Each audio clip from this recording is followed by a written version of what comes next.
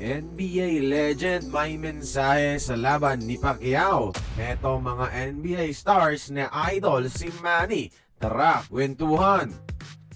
After 4 years mga idol, nakabalik na nga si Manny Pacquiao sa boxing ring kalaban si Mario Barrios. At isang espesyal na mensahe ang natanggap niya mula sa isang NBA legend na si Dwight Howard bago ang laban na sinadyang pununtahan siya noong bumisita ito sa Pilipinas para sa Strong Group PH.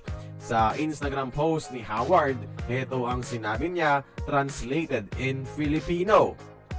Kung wala lang siyang laro, no question susuportahan niya ang ating pambansang kamao, ang kanyang brother sa Pinas na si Manny Pacman.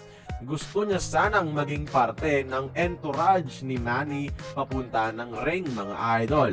Pero dahil absent siya, nais niyang ipaalam kay Pacman na sinusuportahan niya ito at tinawag niya si Pacman bilang isa sa mga greatest ever sa kasaysayan ng boxing. Tinapos niya ang mensahe sa salitang, "With God on your side, anything is possible. Go win this." Gusto ni Dwight manalo si Manny mga idol.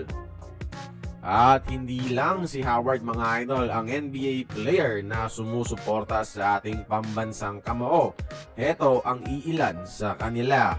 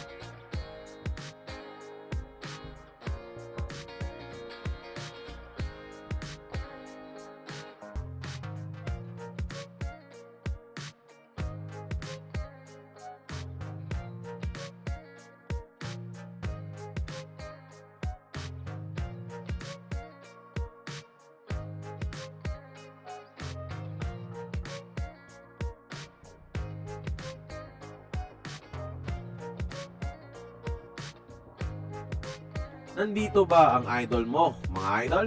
Idol niya rin ba si Manny?